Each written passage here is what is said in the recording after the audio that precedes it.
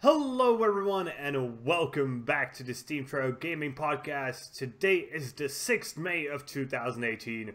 My name is Kralizec and I'm one of your hosts for the evening. The second host is Tygergamer. Hey Tiger, how are you doing? Great, how about you?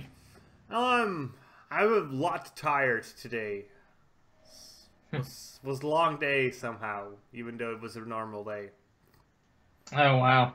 I don't know, just tired.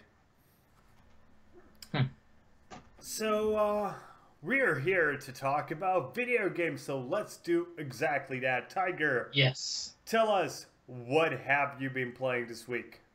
Well, I got a chance to play some of the Sword of Ditto. Okay, I complained about that a lot. I'm sure many people were not happy about that. What do you think about it? I mean, yeah, I'm like the Sword of Ditto is like a roguelike with that kind of is inspired by Legend of Zelda.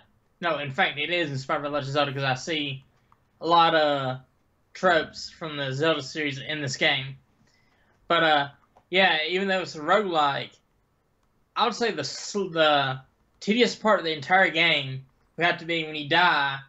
Then fast forwards 100 years, you have to go through dialogue, go back to the graveyard, and go back to where you were left off.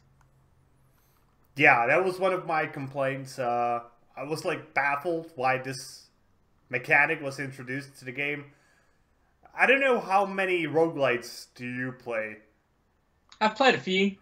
But usually, because I actually enjoy roguelites quite a lot, and I'm okay with retracing my back steps to get stuff back. Yeah. But usually when you get back to your body, it's like, yes, I got back here, and it's going to make me insanely stronger. Here it's just like, yeah, every time you die, you just go to this one place, nothing happens during that journey. Yeah. Just pick up the sword, and you essentially... I know you're not starting over again, you're just continuing the game. And that just doesn't feel like the essence of roguelites to me. Yeah. Yeah, and keep in mind, every time you continue the game, you play as a different character. Yeah, different kid. Yeah. Yeah. And what about the loading times? I complained about those quite in length.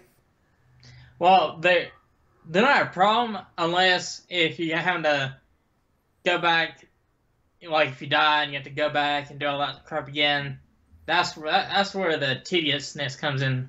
So, like, my biggest complaint, if I remember correctly, was the fact that there was a loading screen between every zone, and the zones were super small to my taste. well, I've only encountered the loading screens. I've only encountered them in the overworld. When you go into a dungeon, it just goes from one screen to the next, just like in old Zelda games. Okay. And what about the loads between the areas, I guess? Did you find them bother you? No. It only took like 2 seconds to load, and that was it. Yeah. Well, it wasn't a long time, and I acknowledge that I could have made it much faster if I installed this on my SSD instead of my hard drive. But it just bothered me, I guess. Like, you know, it wasn't that huge of a game to need to include that feature, I guess. Yeah, and I kind of agree with that because a game that is not this graphic intensive does not need to have a loading screen in between each area. I'm glad you agree with me, but what about the rest of the game? What did you think of the rest? Well, like I said earlier, it's like Legend of Zelda, but it's a roguelike. And since I've played a few Zelda games in the past, I actually noticed quite a few similarities. Like each time you're resurrected or continue whatever, you're given a 4-day time limit. Mm-hmm. And the only other game I can think of that gives you like a few days of a time limit is Legend of Zelda Majora's Mask. Yeah, I didn't Actually, play that. I'll be yeah, honest. I'm completely illiterate when it comes to Zelda games, to be yeah. honest. But I'll tell you this though. This game is made for Zelda fans. If you're a fan of Zelda and you Mm-hmm. wanna scratch that itch, you'd be satisfied by some of the tropes that they're self-aware of in this game. Mm-hmm. Yeah, even I could have seen the inspiration in Zelda there. Like, even though I haven't played any, I've seen people play it. I know enough about Zelda that I saw the inspirations there. Like the flute bus or whatever it is, that's obviously inspired by Ocarina of Time. Yeah. But I was just irritated by the technical stuff. And I really want to know, what did you think about the combat? It's just, yeah, I'll say it's simplistic. Did you get to play with many of the toys? Not yet. Okay. I think the toys do improve the combat quite a lot. Until you get them, it is super simplistic, and I guess it could use like a little bit more. But yeah, I guess I was just too irritated by the constant waiting. Like, why can't I just go through this door? Why do I have to wait 5 seconds to load? Yeah, like I said with me, the loading time's not a problem. It's just, having to go back to the graveyard every single time you die just to retrieve your sword, then go back to where you left off. Yeah, I can see that maybe being a bigger problem, especially if you're not super good at these sort of games that you just go through it with a single character. Yeah. Yeah, that totally makes sense. So, I myself this week, well, as we said last week when talking about recommendations, this week was sort of boring when it came to games. So, I kept a few games from the previous week, and the first one I played is called Inked, and I was pleasantly satisfied. Good. So Inked is a puzzle adventure game that has a very unique graphical style. It essentially looks like pen drawings you would do in school, like in your sketch, not even your sketchbook, you're sitting there bored, listening to the teachers or drawing shit. Yeah. But this guy's actually talented, so it looks great, and that's certainly going to be a point that draws a lot of people in. The puzzles are dealt with in a pretty interesting way. As your character, which is essentially a nameless samurai, he doesn't have a sword. He instead has a pen, and he can draw a few objects into existence. Oh, wow. Like, I know, a cube, a ball, a slope. And, you need to combine these items to solve the puzzles. You start with the ability to draw one single object, and as you progress, you can draw up to 5 objects. And you just need to combine them together. And it's a really cool mechanic, and I really enjoyed it. It was really good.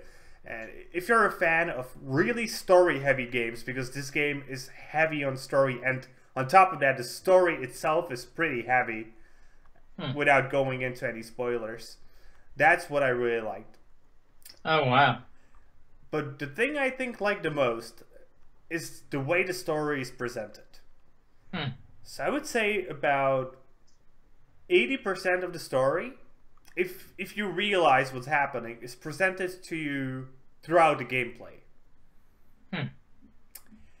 And the rest is your typical narrator. Well, he's not typical. He's actually more of a commentator than a narrator, because the narrator is the guy who created the game, and he's essentially creating it as you go through. Oh, wow. And interesting enough, so the vast majority of the game is, you know, like white paper, blue lines, sometimes a bit of color. But occasionally, the creator will get like mad, and he will smash the table, and you can see a 3D world around him. Huh. And that was super cool. I love that. I think it could have been improved slightly if they, instead of doing it in 3D, used real world footage. You know, like you could really see his room or something. Yeah, yeah. So, yeah, if you like story heavy games, if you like cool graphics, or if you just like puzzlers, Inked is a good choice, and I highly recommend it. But if you want to know more, you can always watch my review that is already up. Okay. So, what else did you play this week? Well, I also got to play another roguelike called City of Brass. Oh, I got that one ready for next week, so don't spoil it for me. So far, it's just I only played like 20 minutes of it, so I'm not that far in. But so far, it just seems like just another first person roguelike game. So, Well, there aren't that many first person roguelites. Have you by chance, I completely forgot the name. Let me quickly open up my Steam. Have you by chance played Ziggurat? no, I have not. Okay, that's the best first-person roguelite I have played so far. But if you haven't played it, I won't give you much context. Yeah, but I will say this: one mechanic that I do love about City of Brass that kind of stood out is your character. In one hand, he has a sword. In the other hand, he has a whip. You can use that whip to grab faraway objects and drive them towards you, or you can use it to stun your enemies and pull them towards you. The whip's just it's fun to use. Oh, I can imagine, and I'm looking forward to using that for sure. I wonder how does the upgrade mechanic work in City of Brass? Well, unfortunately, I haven't gotten that far, but there is in the levels, like you're getting like a time limit. You gotta make it through the level in a certain amount of time, and along the way, they're like these genies that you can go to. They can like you like buffs, Okay. like upgrades to your character. But so far, I really haven't used those. So. Okay. I'm really looking forward to it. Do you plan on playing it more this week? Oh yeah. Okay, then I guess we'll talk more about it next week. Yes. The second and last game I played this week is called Light Falls, or Lightfall. One of those. And it's a 2D platformer. No, it's not your run-of-the-mill platformer, but it's just a platformer. There's nothing really special about it. It looks really gorgeous. It uses pretty dark tones with occasional blinks of really bright light. And that was something I really liked. Mechanically, it's amazing. Like, really amazing. So you're essentially playing as one of the gods of this world. And, you know, your world has been attacked, the rest of the gods have been imprisoned. You're the only one that managed to escape, and you need to go rescue them without going into spoiler territory much. And you have the ability to create platforms for yourself. But only a few. You can create, I think, 4 platforms in a row, and then you have to land on solid ground before you can create more platforms. You also have the ability to shoot these platforms like projectiles to combat enemies.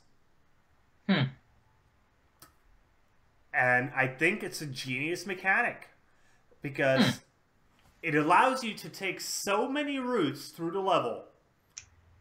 I'm pretty sure I skipped like three-thirds of one level just because I was decent at platforming and used my my own platform so well that I just completely ignored the rest of the level. And they obviously want to go for the speedrunner type of crowd because they just have a speedrun mode inside the game. Oh wow. And I really like that. That's cool. I've essentially finished the game at this point, and I do have only one complaint about it. No, I do have two. So let's start with What's the big. that? I have two. Let's start with the bigger one. No, let's start with the smaller one actually. The narrator's voice just doesn't fit the theme at all. Like at all. You know, Avatar: The Last Airbender, right? Yeah.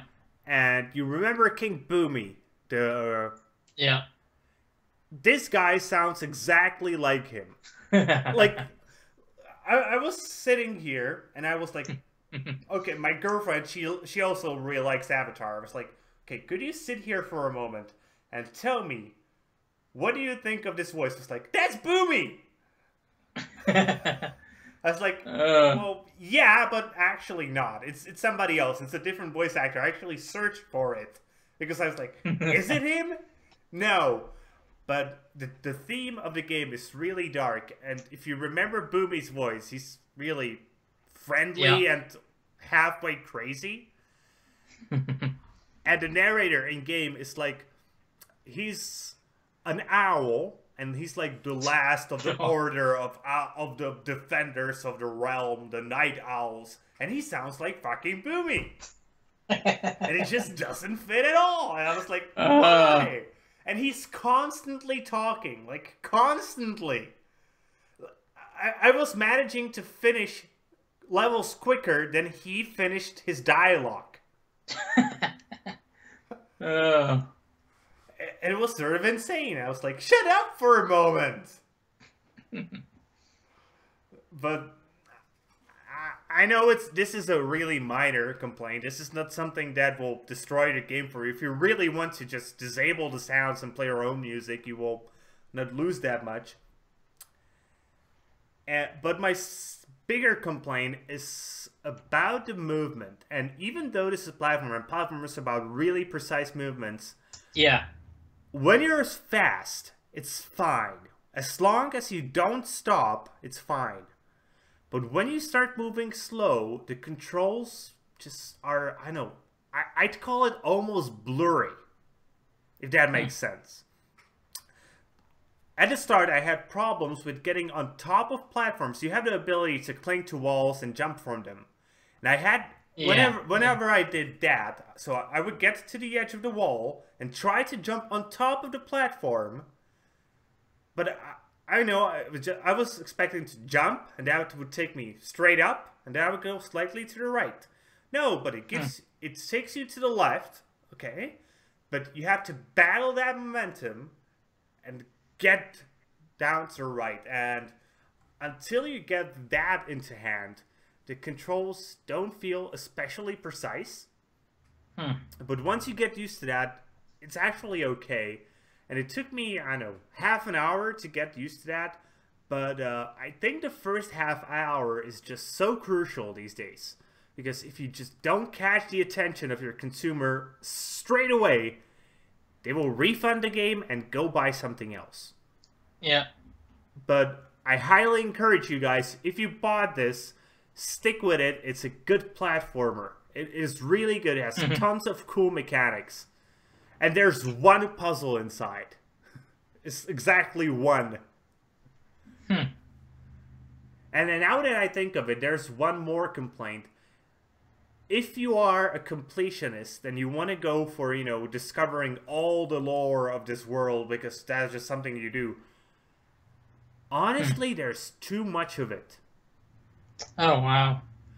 So, I discovered the first piece of lore, and I had my girlfriend on phone at the same time when I was playing that. And I was like, okay, it's going to be a bit of text because, you know, a little pop-up opens up and there's text there. And it looked like there's going to be like a paragraph of text, and that's okay. I'm completely fine with a paragraph of text. So, Yeah. so I was like, I'm going to irritate my girlfriend and just be speaking in English because she hates when I speak in English. So I started reading it aloud. And then it kept going. It started scrolling and it kept going. There was like 8 paragraphs of text. Dang. In the first tidbit of lore, and there's like 30 of these tidbits, and each of them is this long. Why? I guess they had just like a writer who just likes to write, and they were like, "Hey, we got this, so let's just put it in." But I think honestly, this much text will just make people not care about the lore in the end. Maybe they could have done it like, the first tidbit you get is 1 paragraph, the second is 2 paragraphs, the third is 3 paragraphs, and you just get sucked into it. But starting with like a 5-minute read, and you cannot scroll through it faster. You just have to wait for it to scroll up and keep reading. You read that one line, you wait for the other one to pop up, and you read it. But if you don't care about the story of a random platformer you bought, you just don't have to give a shit about these. Actually, I have one question about that. You know, you know, like how in some games, if like you know, games that have lore, when you first open up the thing, when you collect a piece of lore, does it save to like a certain menu, or does it just stay at that spot? So at each checkpoint you have the ability to go into like a special building where you can go and read the lore. Okay. So you could potentially just collect it and go to it later. Yeah. But I know if anybody does that, they're insane because there's so much of it. Like you played Pyre, right? Yes, I did. I bet you there wasn't as much lore in Pyre as there is in this game that took me 6 hours to finish. Well, there's still quite a bit, but probably not as much. Yeah, I know Pyre, but Pyre is a game you do play for the lore because you want to get to know the characters. Here, you play as a character that never speaks, and your goal is to run through the levels as quickly as fucking possible. Not to read walls of text. But yeah, if you like platformers, and I'll be honest, I discovered that I love platformers ever since I played Hollow Knight. So, when it comes to the gameplay, great. But unless you just are a lore freak, don't read the lore. There's no point. No, and we need to remember there's the owl guy, the boomy guy, and he's constantly talking and giving out lore. Yeah, or if you're trying to collect all the lore and just take it all in at once, go right ahead. Yeah, just collect it, and if in the end you find you want to know more about this land, go for it. Yeah. But don't bother while playing. It's too much. Okay, did you get to play anything else this week? Yes, speaking of platforms, I got to play some of Donkey Kong Country Tropical Freeze on Switch. Okay, how is that? Well, so far, I'm really enjoying it.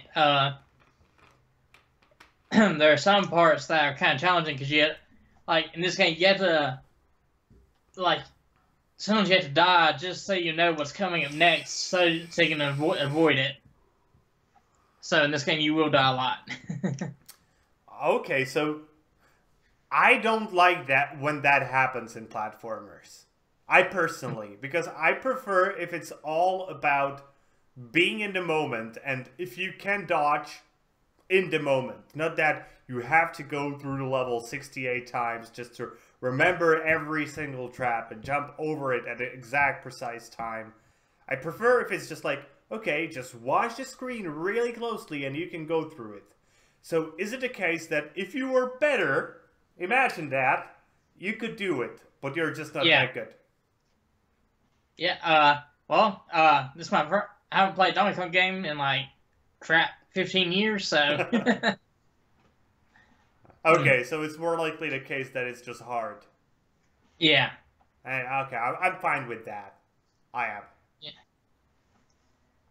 Okay, and did you play anything else this week? Nope. How about you? No, as I said, I kept only these 2 games from last week to play this week. This week I'm sure I'm going to play City of Brass. I'm not sure what else will I play, because the only other game that's interesting, and you know what, let's keep that for recommendations. Yeah. Okay, then let's move on to the news, and let's start with the chance that the Nintendo Switch will be blocked from sale in the United States. So this is all happening because of a patent investigation initiated by a company called GameVice. And the interesting thing about this, GameVice has already sued Nintendo about this exact thing once. And since they just withdrew their case, it seemed they're like Nintendo settled. But now the United States International Trade Commission has announced that they will be investigating Nintendo in regards to a certain portable gaming console systems with detachable handheld controllers and components of thereof. And the US ITC, which is the Trading Commission, actually said, yes, this is because of a complaint by GameVice. So, what do you think about this? I know you've heard about this. Yes, I have. What do you think of this? Well, I'll say this: if chances are, if it does get blocked, which I doubt it will, I'd say go and get your Switch now if you live in the U.S. And I have to stop you there just because of the next piece of news. But before we get on to that, it just seems super weird. Like, since they withdrew their case from the court over a patent, I was just assuming they settled and they didn't make the settlement public, because why would you in the end?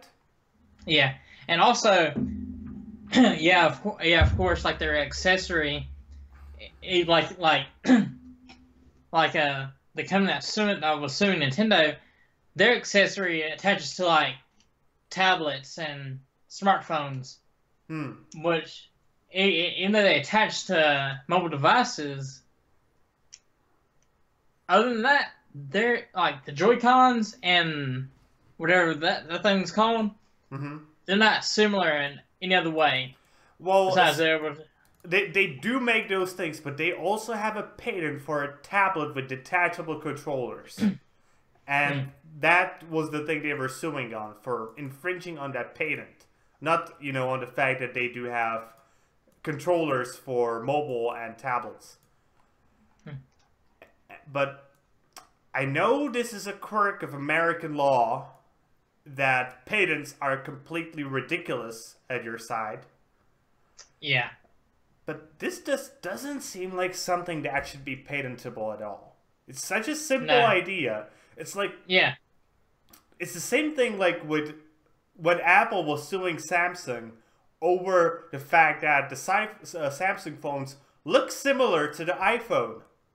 All phones look fucking the same. Yeah. Like, seriously. Do you ever watch like YouTube reviews of mobile phones? I watched some back like in 2016 when I was looking for a phone to get. I'm always fascinated when they're like, I really like this phone because it looks better than that phone. I'm like, dude, they're little boxes that look fucking the same. One might be white, one might be black. Yeah. Who cares about how the phone fucking looks? Yeah, what might matter to me is the material it's made from. I would rather buy a metal phone than a plastic one, because I would be more secure, I guess. But they all look fucking the same. Yep, they sure do. How the fuck can you get a patent for a design of a cell phone in America? I just don't get it. And it's the same thing with this. Yeah. But back on topic. What do you think is going to happen? Well, most likely they're gonna the switches are not gonna get. I doubt the switch is gonna get blocked from the U.S. So I think they're just going to settle again. yeah, And I think Game Vice will be happy with whatever money they get. I think they would be most happy if they could get like a percentage of each sale. Even if it was like $1, you know, of each sale. But you need to remember, Nintendo expects to sell at the very least 20 million Switches this year. yeah, And if they would get just $1 of each, that's $20 million. yeah. If it would be $5, that's $100 million. That's some good money for doing nothing. Yeah, yeah. So, I'm just baffled by your guys' patent loss. Yeah, yeah. I can see why.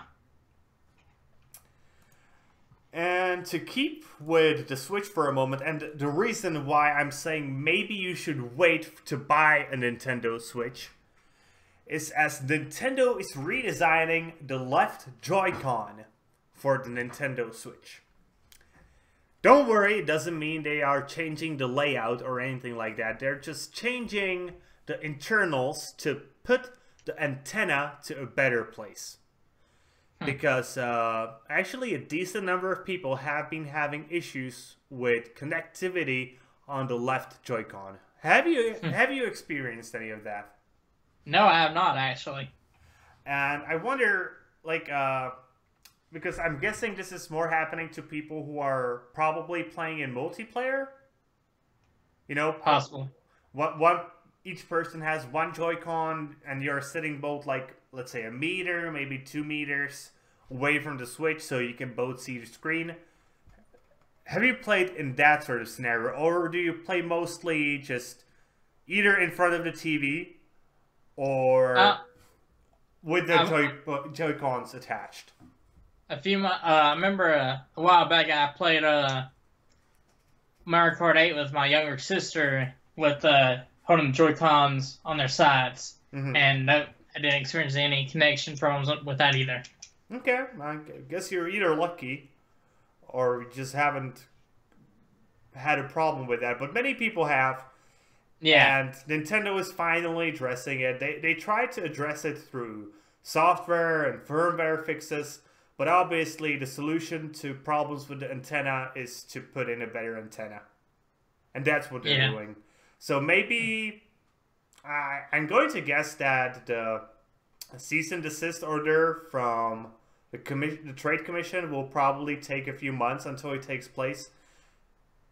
Maybe consider just waiting like a month or two until the new and improved Nintendo Switches come to the market with better Joy-Cons.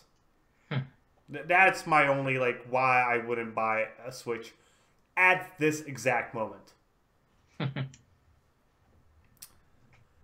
Okay, let's go away from Nintendo for a moment and let's go to Iowa, where a shop named Gamers has been closed officially because of a lack of good employees, but as we know from WHO TV channel 13 News, it's because the employees were using racial slurs and yelling at the customers. Also, the TV channel said that the co-workers were known to display other co-workers with window cleaners and browse the internet while at work. So obviously they weren't the best of employees. Yeah. But What do you think of this story when you hear it like this? What when a story like this, the first thing that comes to my mind is, where did y'all find these employees? Okay, because that's a good argument. because I mean it like yeah if it's like one employee, Mhm. yeah, but when it's like multiple employees are doing this kind of crap, you need to get your company straight. Okay, Finally, then let me give you the other side of the story. As a former employee has came out and said that the problem actually comes from the management, as they haven't been, they have been forcing their employees to go to mandatory unpaid meetings, only paid minimum wage, offered no benefits at all, and had employees working overtime without any pay. hmm. So I can sort of see where Yeah, exactly they were getting their employees. Because yeah, who else than shitty employees would stick at such a place? yeah. But But then also for the management, even though the shop is closed now, get your shit together. That's all I have to yeah, say about them. but I'm unsure whether the management is totally to blame. I think it's more just of a market situation at large. Yeah, yeah, most definitely. It's just, who the fuck goes and buys games at game stores these days, except from parents before Christmas? Yeah, The only reason why the only reason I can see game stores existing in even the near future is for trade-ins yeah. and to Or buy used games. and sell digital gift cards. Yeah, when you don't need it. But I would also consider that selling. But Yeah, in general, I just think the gaming market has transformed in the past decade. yeah, most And definitely. we are moving away from a market where dedicated computer game shops are a thing. Yes. When Yeah, was I the mean, last time when you personally went into a game shop and bought a game?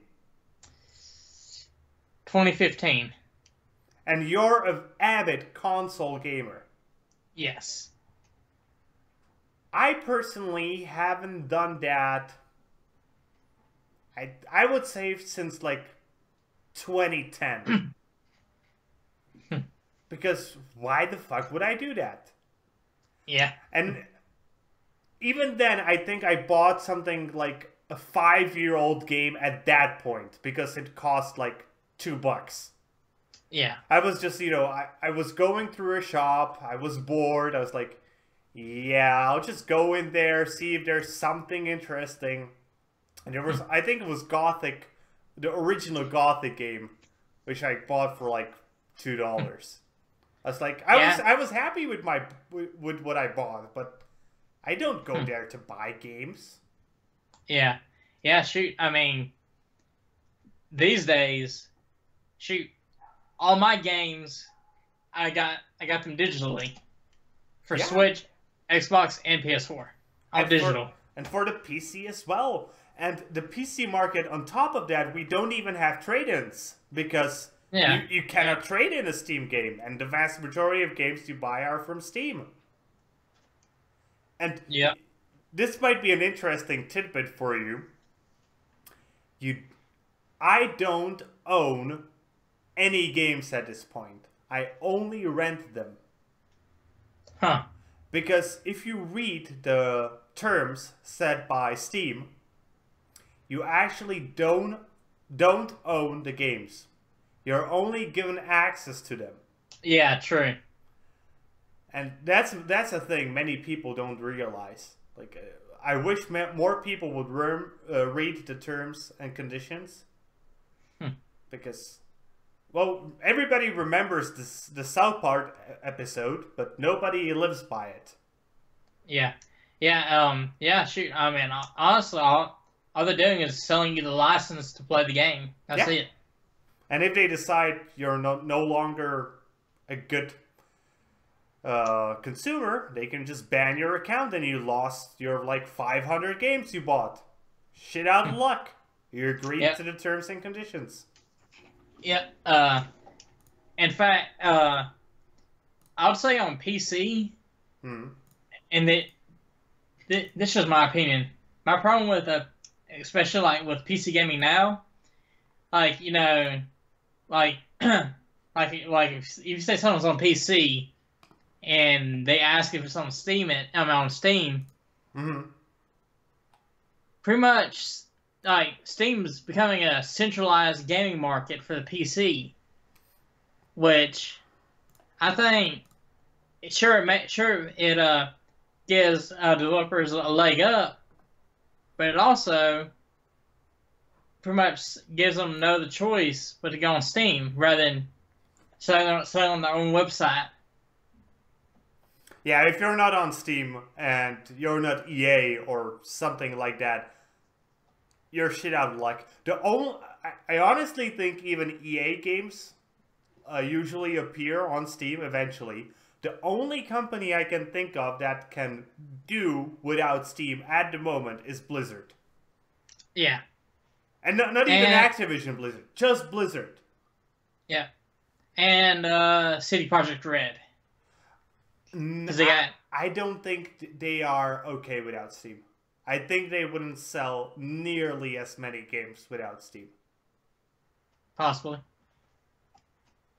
And I do know that The Witcher is on Steam. So, and I do see your point, and I do agree with it to a degree. Yeah. Okay, let's move on to the next topic. Let's talk about the fact that PlayerUnknown's Battlegrounds has suspended personal item trading because of abuse by third-party sites. So, if you don't know what the fuck I'm saying, remember the old CSGO incident with gambling? Yeah, sure do. This is exactly the same thing. Though not as much, you know, at the moment. It's not to go against gambling, but I think they just started seeing these third parties pop up and they were like, oh fuck no, we need to avoid that by any way possible. So currently the only way to trade items is through the Steam market, which brings us sort of back to our previous topic. But I honestly don't see a way around this. How would you limit people trading without limiting them trading? And if it was like, I think the closest thing they can do is like an in-game market to avoid Steam. But that doesn't give you the chance to, you know, like, you got a skin that you already have and you want to give it to your friend because he doesn't have it. Yeah. You cannot do that right now.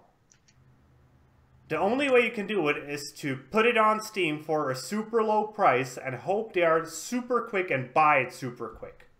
Because there's probably so many people on the Steam store, especially for PUBG, just buying skins because they want them.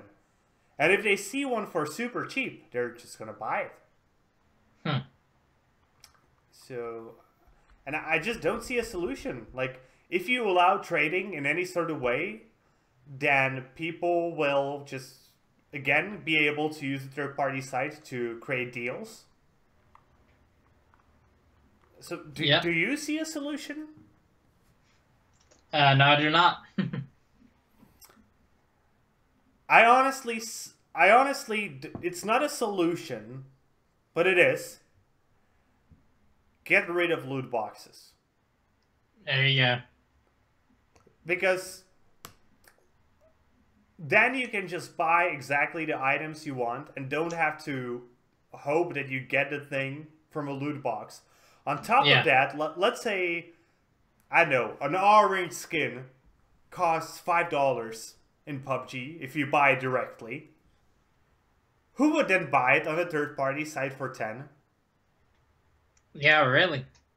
Nobody, because you can just go in game and buy it cheaper.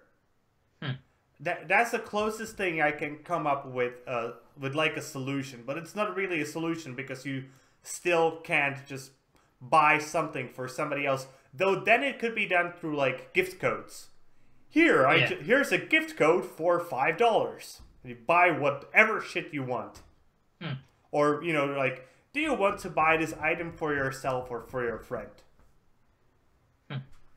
But that's the closest thing I came up with. What do you think of my solution? I think right there, that's a good idea. I mean, yeah, just get rid of loot boxes and give the players a way to actually buy the skin directly from the PUBG marketplace. So then that'll eliminate third-party trading. Crap, that'll eliminate trading altogether. Yeah. Okay, our next piece of news is a blast from the past. As a town named Arlington Heights asks Pokemon Go to remove Pokestops and a gym from one of their parks.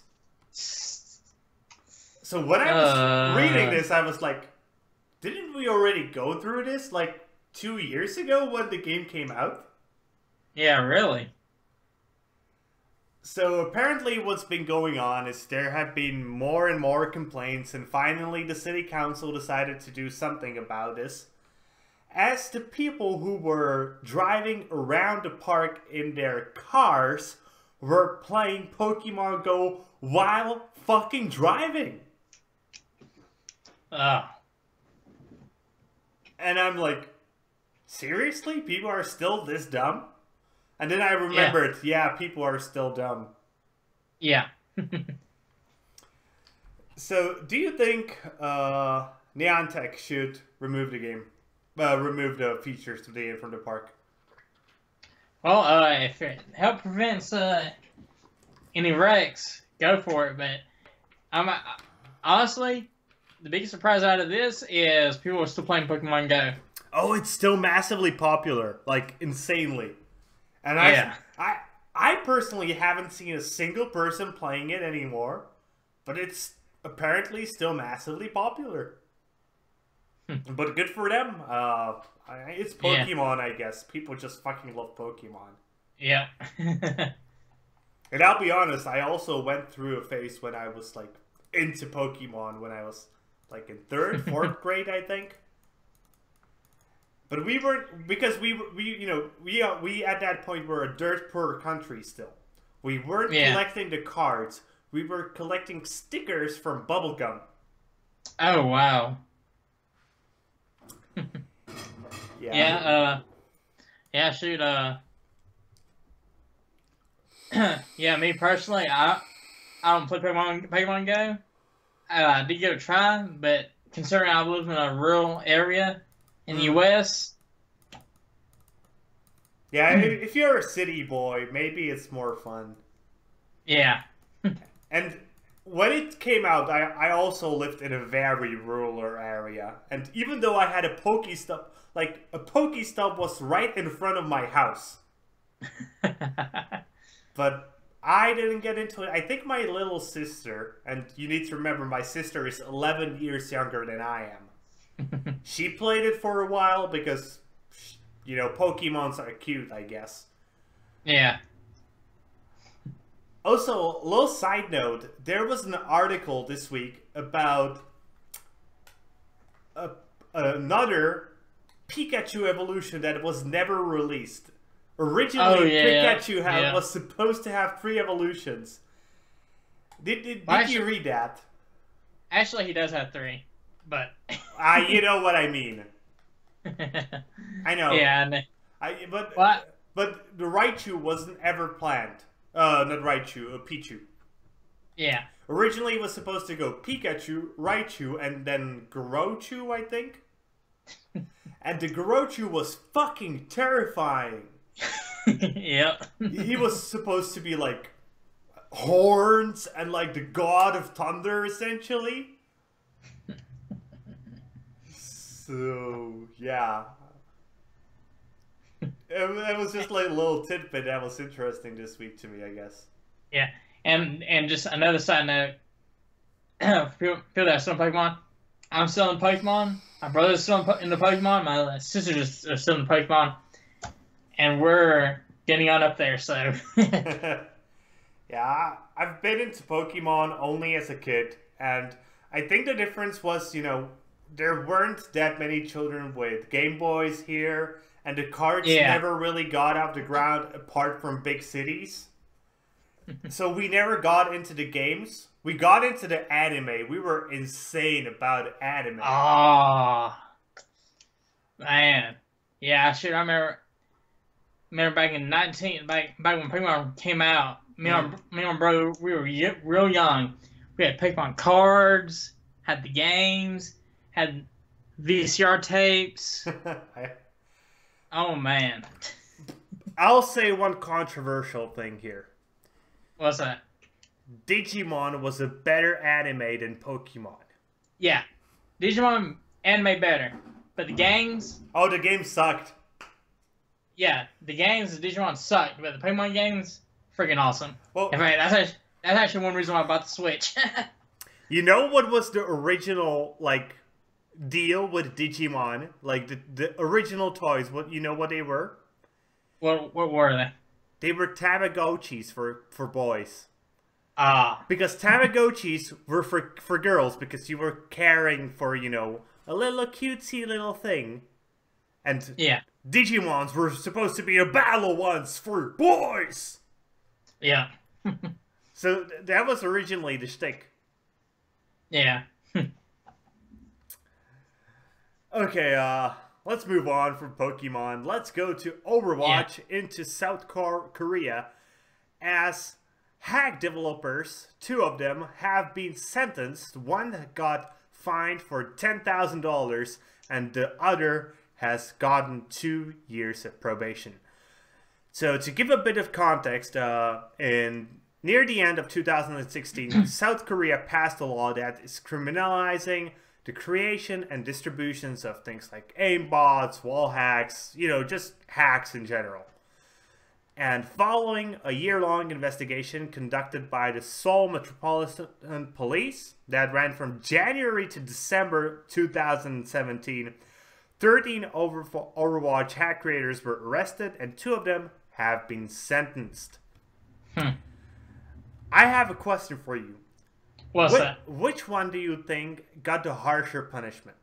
The guy who got fined about $10,000 or the guy who is 2 years on probation? I'll say the guy that got two years on probation.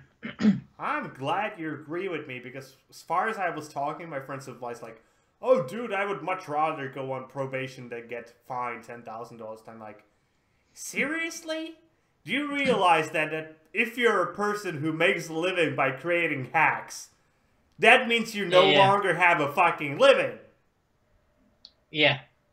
And I'm betting these people made a decent sum out of their software, because I know these things aren't super expensive. They usually cost from 10 to 20 bucks as far as I know. And I want to stress out, I'm not using any of these things. I'm too lazy to install aimbots.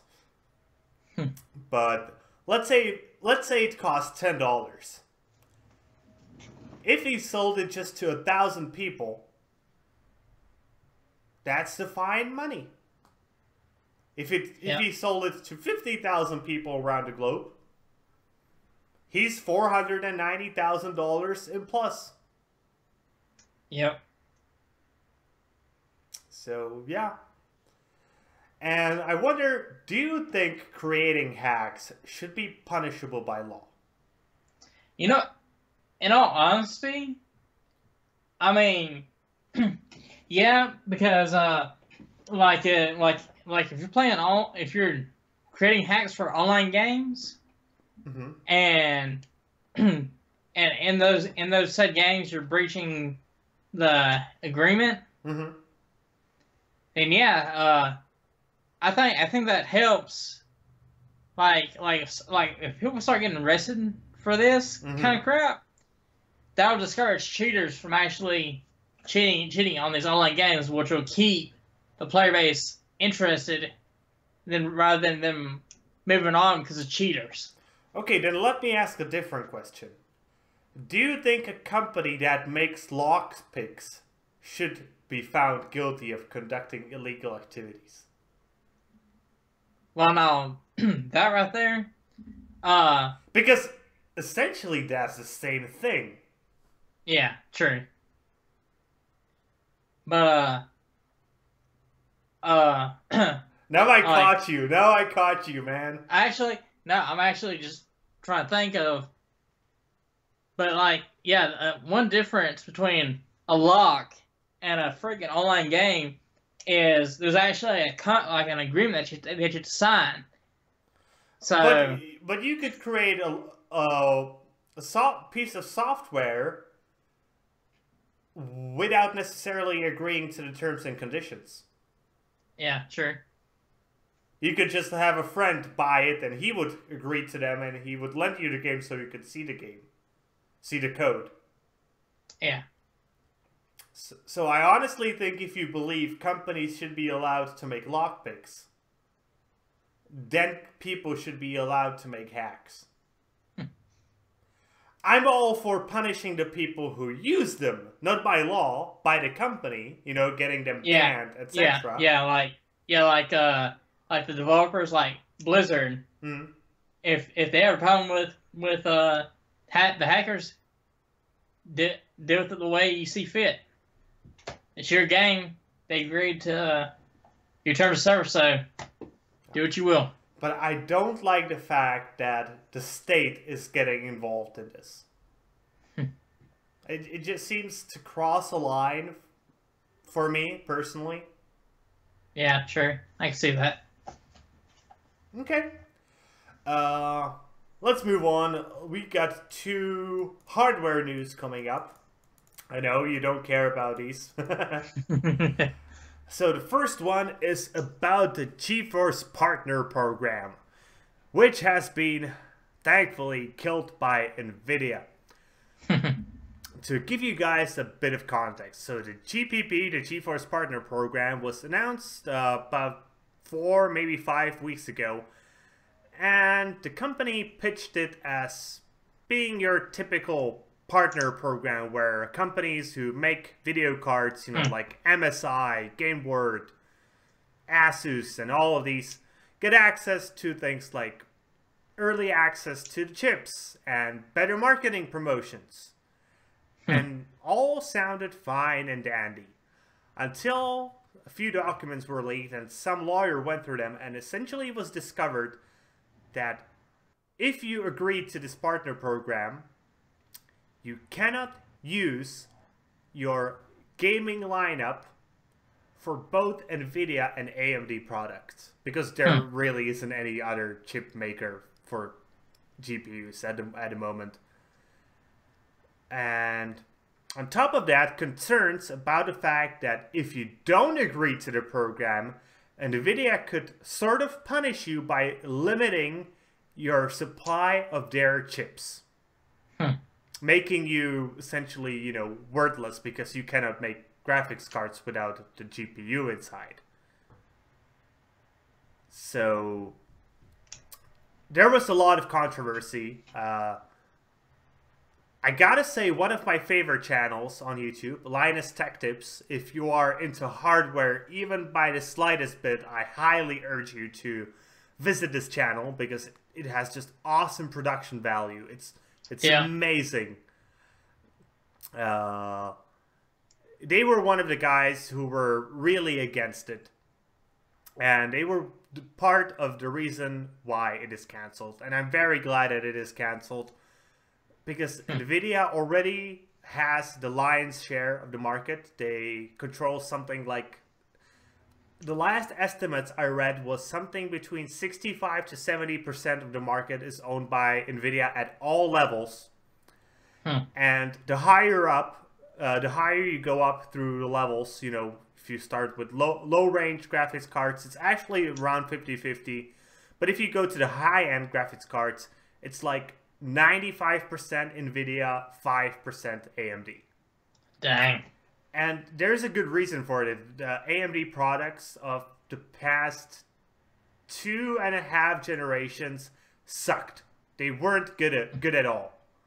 They were good for one thing, for mining crypto, and that's the reason they are overpriced as fuck. Let me quickly visit my favorite store for buying components. So if I go to graphics cards, let's go for AMD. Let's go for the top one. Okay, so the cheapest RX Vega 56, which is the equivalent to my 1070, costs around 17,500 Czech crowns. That's $821. Wow. That's an equivalent to a 1070. Not even a 1070 Ti. And if I go for a 1070, the cheapest 1070 is 12,840, which is $600. And they're equivalent in performance.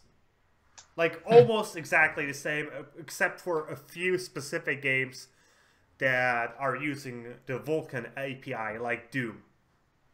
Yeah. So there's a $200 difference for almost exactly the same performance. Which one will you buy? I would say the Intel. NVIDIA. NVIDIA. But yeah, you can easily see why NVIDIA owns the lion's share of the market. Yeah, most definitely. And the concerns that they could try to use this partner program to corner AMD out of the GPU market even further were warranted. Let's be honest about that. And it's a good thing that the controversy appeared, and it's a good thing that it dissolved. Yeah, most definitely. And keeping with shitty business practices, a class action lawsuit has been alleged against Samsung, Micron, and Hynix, which are the three main manufacturers of RAMs. They own like 96% of the market, these three companies. And the class action lawsuit calls this a classic antitrust price-fixing scheme. I don't know how much RAM do you buy often. You probably don't buy any, right? Yeah, not at the moment, no. So let me give you an example. In 2016, an 8 gigabyte stick of DDR4 RAM would cost you around $80. That sounds like a decent price. Yeah. Right now, for the same exact stick, you would be spending something along the lines to $150 to $170. So I can see why this class action lawsuit has came up. Yeah. And on top of that, this isn't the first time these three companies have been found guilty of... Oh, they haven't been found guilty so far, but they have been found guilty of doing the same exact thing a few years ago. And when that happened, they actually had to pay $300 million settlement to all the people who purchased any RAM who participated in the class action lawsuit in the United States. And right now they're facing fines totaling more than $646 million. And wow. On top of that, the 5 individuals who have been charged are facing some jail time as well. if you want to join the case, you can easily go to Hagens Berman, which is the advocate company who is suing, and fill out a form to join into the lawsuit. So, considering what I told you, do you think they had a price fixing scheme? Oh yeah, most definitely. To me, it seems that way as well. Especially since they have been convicted of it doing the same thing in the past. And it's 3 companies. It's not like that hard to come together and figure out a way to make more profit. Yeah. But I want to ask you this. Do you think $600 million is enough of a fine? Is that all together or individually? Altogether. Okay, so looking around 200 million, around 200 million a piece. Roughly 230 million a piece. Yeah. So honestly, no. I think they shouldn't be fined a little bit more than 600 million. How much would you say would be a decent fine, in your opinion? I would say, altogether, I would say over around $1 billion. So roughly 333 million each. Yes. Oh, it wouldn't be each because the size of the companies differ. Yeah. I personally would say something along the lines of $3 billion. Ah. Because DRAM is fucking in every single electronic device these days.